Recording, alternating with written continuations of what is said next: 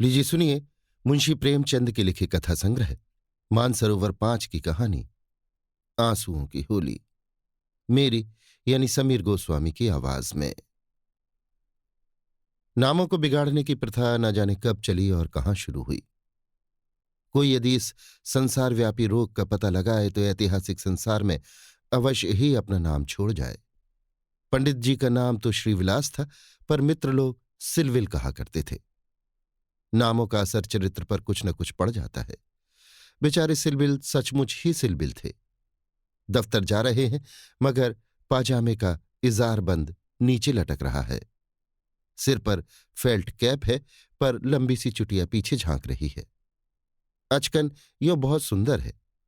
कपड़ा फैशनेबल, सिलाई अच्छी, मगर जरा नीची हो गई है। न जाने उन्हें त्योहारों से क्या चिढ़ थी। दिवाली गुजर जाती पर वो भलमानस कौड़ी हाथ में न लेता, और होली का दिन तो उनकी भीषण परीक्षा का दिन था। 3 दिन वो घर से बाहर न निकलते। घर पर भी काले कपड़े पहने बैठे रहते थे। यार लोग टोह में रहते थे कि कहीं बचा फंस जाए, मगर घर में घुसकर तो फौजदारी नहीं की जाती। एक आध बार फंसे भी, मगर घिघिया पुते आकर बेदाग निकल गए। लेकिन अब की समस्या बहुत कठिन हो गई थी। शास्त्रों के अनुसार 25 वर्ष तक ब्रह्मचर्य का पालन करने के बाद उन्होंने विवाह किया था।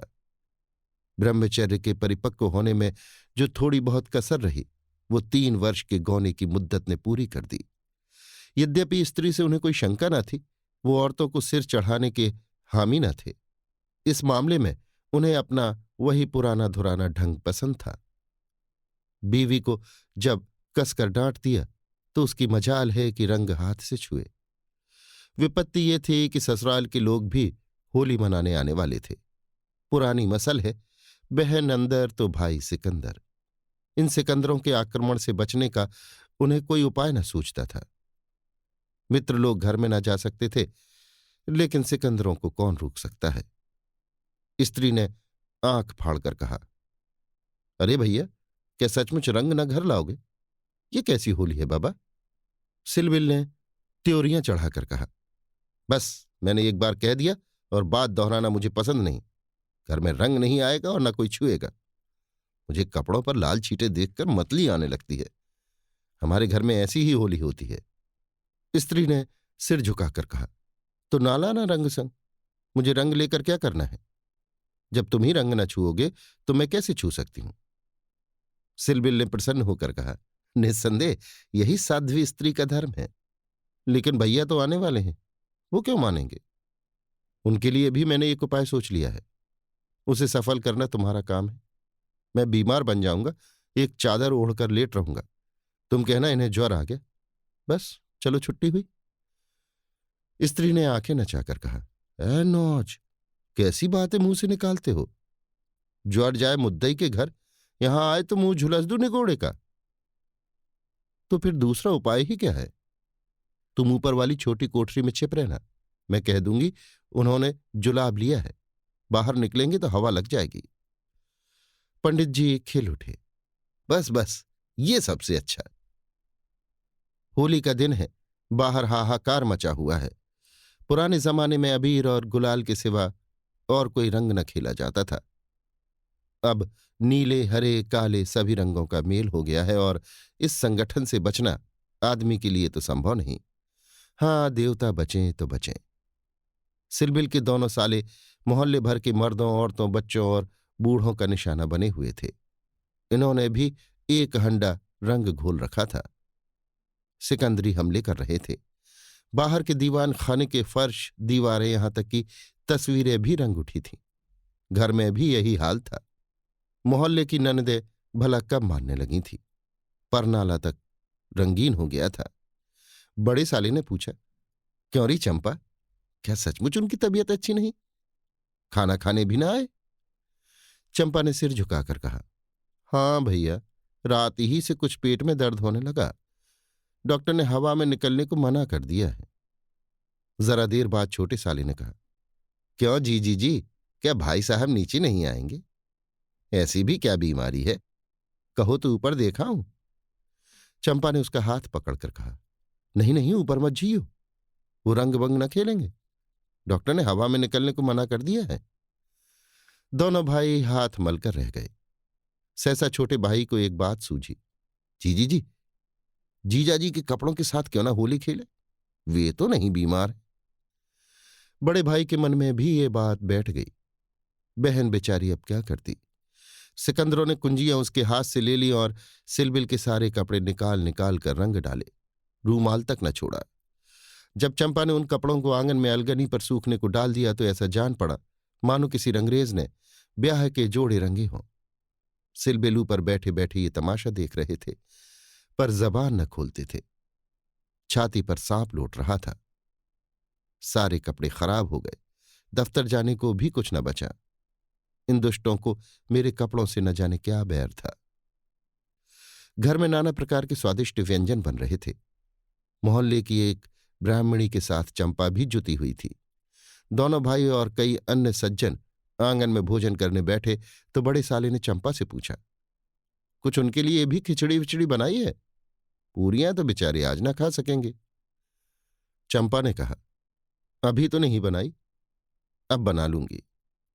वाह रे तेरी अक्ल, अभी तक तुझे इतनी फिक्र नहीं कि वो बेचारे खाएंगे क्या? तू तो इतनी लापरवाह कभी ना थी।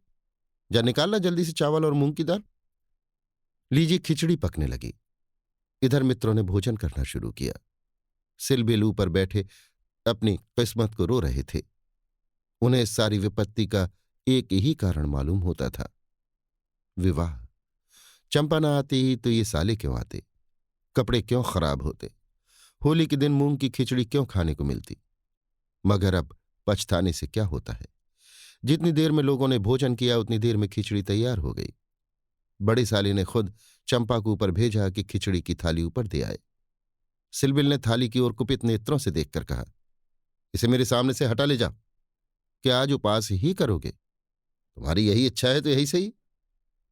मैंने क्या किया? सवेरे से जुटी हुई हूं। भैया ने खुद खिचड़ी डलवाई और मुझे यहां भेजा। हाँ, वो तो मैं देख रहा हूं कि मैं घर का स्वामी नहीं, सिकंदरों ने उस पर कब्जा जमा लिया है। मगर मैं ये नहीं मान सकता कि तुम चाहती तो और लोगों के पहले ही मेरे पास थाली न पहुंच जाती। मैं इसे पतिव्रत धर्म के विरुद्ध समझता हूं और क्या कहूं। तुम तो देख रहे थे कि दोनों जने मेरे सिर पर सवार थे। अच्छी दिल लगी है कि और लोग तो समोसे और खस्ते उड़ाएं और मुझे मूंग की खिचड़ी दी जाए। वाह रे नसीब। तुम इसे दो चार कौर खा लो, मुझे ज्यों ही अवसर मिलेगा दूसरी थाली लाऊंगी। सारे कपड़े रंगवा डाले, अब दफ्तर कैसे जाऊंगा? ये दिल लगी मुझे जरा भी नहीं भाती। मैं इसे बदमाशी कहता हूं। तुमने संदूक की कुंजी क्यों दी थी? क्या मैं इतना पूछ सकता हूं? जबरदस्ती छीन ली। तुमने सुना नहीं? करती क्या? अच्छा, जो हुआ सो हुआ। ये थाली ले जाओ। धर्म समझना तो दूसरी थाली लाना, नहीं आज व्रत ही सही। एकाएक पैरों की आहट पाकर सिलबिल ने सामने देखा तो दोनों साले चले आ रहे हैं। उन्हें देखते ही बेचारे ने मुंह बना लिया, चादर से शरीर ढक लिया और कराहने लगे। बड़े साले ने कहा, कहिए कैसी तबीयत है? थोड़ी सी खिचड़ी खा लीजिए। सिलबिल ने मुंह बनाकर कहा, अभी तो कुछ खाने की इच्छा नहीं है। नहीं, उपवास करना तो हानिकर होगा, खिचड़ी खा लीजिए। बेचारी सिलबिल ने मन में इन दोनों शैतानों को खूब कोसा और विष की भांति खिचड़ी कंठ के नीचे उतारी। आज होली के दिन खिचड़ी ही भाग्य में लिखी थी। जब तक सारी खिचड़ी समाप्त न हो गई दोनों वहां डटे रहे, मानो जेल के अधिकारी किसी अनशन व्रतधारी कैदी को भोजन करा रहे हो। बेचारे को ठूस ठूस खिचड़ी खानी पड़ी। पकवानों के लिए गुंजाइश ही न रही। 10 बजे रात को चंपा उत्तम पदार्थों का थाल लिए पतिदेव के पास पहुंची। महाशय मन ही मन झुंझला रहे थे। भाइयों के सामने मेरी परवाह कौन करता है? न जाने कहां से दोनों शैतान फट पड़े। दिन भर उपवास कराया और अभी तक भोजन का कहीं पता नहीं। बारे चंपा को थाल लाते देखकर कुछ अग्नि शांत हुई। बोले, अभी तो बहुत सवेरा है, 1-2 घंटे बाद क्यों ना आई? चंपा ने सामने थाली रखकर कहा, तुम तो न हारी मानते हो न जीती। अब आखिर ये 2 मेहमान आए हुए हैं, इनका सेवा सत्कार न करूं तो भी तो काम नहीं चलता। तुम्ही को बुरा लगेगा। कौन रोज आएंगे? ईश्वर न करें कि रोज आए। यहां तो एक ही दिन में बधिया बैठ गई। थाल की सुगंधमय तरबतर चीज देखकर सहसा पंडित जी के मुखार बिंद पर मुस्कान की लाली दौड़ गई। एक एक चीज खाते थे और चंपा को सराहते थे। सच कहता हूं चंपा, मैंने ऐसी चीजें कभी नहीं खाई थी। हलवाई साला क्या बनाएगा, जी चाहता है कुछ इनाम दूं। तुम मुझे बना रहे हो, क्या करूं, जैसा बनाने आता है बना लाई। नहीं नहीं, सच कह रहा हूं, मेरी तो आत्मा तक तृप्त हो गई। आज मुझे ज्ञात हुआ कि भोजन का संबंध उदर से इतना नहीं जितना आत्मा से। बतलाओ क्या इनाम दो। जो मांगो वो दोगे। दूंगा, जनेऊ की कसम खाकर कहता हूं। ना दो तो मेरी बात जाए। कहता हूं भाई, अब कैसे कहूं, क्या लिखा पढ़ी कर दूं। अच्छा तो मांगती हूं, मुझे अपने साथ होली खेलने दो। पंडित जी का रंग उड़ गया, आंखें फाड़कर बोले, होली खेलने दो? मैं तो होली खेलता ही नहीं, कभी नहीं खेला। होली खेलना होता तो घर में छिपकर क्यों बैठता। औरों के साथ मत खेलो, लेकिन मेरे साथ तो खेलना ही पड़ेगा। ये मेरे नियम के विरुद्ध है। जिस चीज को अपने घर में उचित समझूं, उसे किस न्याय से घर के बाहर अनुचित समझूं, सोचो। चंपा ने सिर नीचा करके कहा, घर में ऐसी कितनी बातें उचित समझते हो जो घर के बाहर करना अनुचित ही नहीं पाप है। पंडित जी झेंपते हुए बोले, अच्छा भाई, तुम जीती मैं हारा। अब मैं तुमसे यही दान मांगता हूं, पहले मेरा पुरस्कार दे दो, पीछे मुझसे दान मांगना। ये कहते हुए चंपा ने लोटे का रंग उठा लिया और पंडित जी को सिर से पांव तक नहला दिया। जब तक वो उठकर भागे, उसने मुट्ठी भर गुलाल लेकर सारे मुंह में पोत दिया। पंडित जी रोनी सूरत बनाकर बोले, अभी और कुछ कसर बाकी हो तो वो भी पूरी कर लो। मैं न जानता था कि तुम मेरी आस्तीन का सांप बनोगे। अब और कुछ रंग बाकी नहीं रहा। चंपा ने पति के मुख की ओर देखा तो उस पर मनोवेदना का गहरा रंग झलक रहा था। पछताकर बोली, क्या तुम सचमुच बुरा मान गए हो? मैं तो समझती थी कि तुम केवल मुझे चिढ़ा रहे हो। श्रीविलास ने कांपते हुए स्वर में कहा, नहीं चंपा, मुझे बुरा नहीं लगा।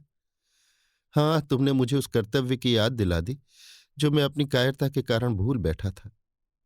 वो सामने जो चित्र देख रही हो, मेरे परम मित्र मनहर नाथ का है, जो अब संसार में नहीं है। तुमसे क्या कहूं, कितना सरस, कितना भावुक, कितना साहसी आदमी था। देश की दशा देख देख कर उसका खून जलता रहता था। 19-20 भी कोई उम्र होती है, पर वो उसी उम्र में अपने जीवन का मार्ग निश्चित कर चुका था। सेवा का अवसर पाकर वो इस तरह उसे पकड़ता था मानो संपत्ति हो। जन्म का विरागी था, वासना तो उसे छू ही न गई थी। हमारे और साथी सैर सपाटे करते थे, पर उसका मार्ग सबसे अलग था। सत्य के लिए प्राण देने को तैयार, कहीं अन्याय देखा और भवे तन गए। कहीं पत्रों में अत्याचार की खबर देखी और चेहरा तमतमा उठा। ऐसा तो मैंने आदमी ही नहीं देखा। ईश्वर ने अकाल ही बुला लिया, नहीं तो वो मनुष्यों में रत्न होता। किसी मुसीबत के मारे का उद्धार करने को अपने प्राण हथेली पर लिए फिरता था। स्त्री जाति का इतना आदर और सम्मान कोई क्या करेगा। स्त्री उसके लिए पूजा और भक्ति की वस्तु थी। 5 वर्ष हुए, यही होली का दिन था। मैं भंग के नशे में चूर, रंग में सिर से पांव तक नहाया हुआ उसे गाना सुनने के लिए बुलाने गया।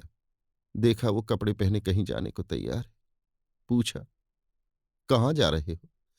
उसने मेरा हाथ पकड़कर कहा, तुम अच्छे वक्त पर आ गए, नहीं तो मुझे जाना पड़ता। एक अनाथ बुढ़िया मर गई है, कोई उसे कंधा देने वाला नहीं मिलता। कोई किसी मित्र से मिलने गया हुआ है, कोई नशे में चूर पड़ा हुआ है। कोई मित्रों की दावत कर रहा है, कोई महफिल सजाए बैठा है। कोई लाश को उठाने वाला नहीं। ब्राह्मण क्षत्रिय उस चमारिन की लाश कैसे छुएंगे? उनका तो धर्म भ्रष्ट होता है। कोई तैयार नहीं होता। बड़ी मुश्किल से 2 कहार मिले हैं, एक मैं हूं, चौथे आदमी की कमी थी, सो ईश्वर ने तुम्हें भेज दिया। चलो चले। हाय, अगर मैं जानता कि ये प्यारे मनहर का आदेश है तो आज मेरी आत्मा को इतनी ग्लानि न होती। मेरे घर कई मित्र आए हुए थे, गाना हो रहा था। उस वक्त लाश उठाकर नदी जाना मुझे अप्रिय लगा। बोला, इस वक्त तो भाई मैं नहीं जा सकूंगा, घर पर मेहमान बैठे हुए हैं। मैं तुम्हें बुलाने आया था। मनहर ने मेरी ओर तिरस्कार के नेत्रों से देखकर कहा, अच्छी बात है, तुम जाओ, मैं और कोई साथी खोज लूंगा, मगर तुमसे मुझे ऐसी आशा नहीं थी। तुमने भी वही कहा जो तुमसे पहले औरों ने कहा था। कोई नई बात नहीं थी। अगर हम लोग अपने कर्तव्य को भूल न गए होते तो आज ये दशा ही क्यों होती। ऐसी होली को धिक्कार है। त्योहार तमाशे देखने, अच्छी अच्छी चीजें खाने और अच्छे अच्छे कपड़े पहनने का नाम नहीं है। ये व्रत है, तप है। अपने भाइयों से प्रेम और सहानुभूति करना ही त्योहारों का खास मतलब है। और कपड़े लाल करने के पहले खून को लाल कर लो। सफेद खून पर ये लाली शोभा नहीं देती। ये कह वो चला गया। मुझे उस वक्त ये फटकार बहुत बुरी मालूम हुई। अगर मुझ में वो सेवा भाव न था तो उसे मुझे यूं धिक्कारने का कोई अधिकार न था। घर चला आया, पर वो बातें बराबर मेरे कानों में गूंजती रहीं। होली का सारा मजा बिगड़ गया। 1 महीने तक हम दोनों से मुलाकात न हुई। कॉलेज इम्तिहान की तैयारी के लिए बंद हो गया था, इसीलिए कॉलेज में भी भेंट न होती थी। मुझे कुछ खबर नहीं वो कब और कैसे बीमार पड़ा, कब अपने घर गया। सहसा एक दिन मुझे उसका एक पत्र मिला। हाय, उस पत्र को पढ़कर आज भी छाती फटने लगती है। श्रीविलास एक क्षण तक गला रुक जाने के कारण बोल न सके। फिर बोले, किसी दिन तुम्हें फिर दिखाऊंगा। लिखा था, मुझसे आखिरी बार मिल जाओ, अब शायद इस जीवन में भेंट न हो। खत मेरे हाथ से छूटकर गिर पड़ा। उसका घर मेरठ के जिले में था। दूसरी गाड़ी जाने में आध घंटे की कसर थी। तुरंत चल पड़ा, मगर उसके दर्शन न बधे थे। मेरे पहुंचने के पहले ही वो सिधार चुका था। चंपा, उसके बाद मैंने होली नहीं खेली। होली ही नहीं, और सभी त्योहार छोड़ दिए। ईश्वर ने शायद मुझे क्रिया की शक्ति नहीं दी। अब बहुत चाहता हूं कि कोई मुझसे सेवा का काम ले। खुद आगे नहीं बढ़ सकता, लेकिन पीछे चलने को तैयार हूं। पर मुझसे कोई काम लेने वाला भी नहीं। लेकिन आज ये रंग डालकर तुमने मुझे उस धिक्कार की याद दिला दी।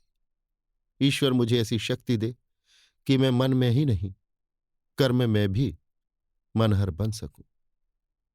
ये कहते हुए श्रीविलास ने तश्तरी से गुलाल निकाला और उस चित्र पर छिड़क कर प्रणाम किया। अभी आप सुन रहे थे मुंशी प्रेमचंद की लिखी कथा संग्रह मानसरोवर 5 की कहानी आंसुओं की होली, मेरी यानी समीर गोस्वामी की आवाज में।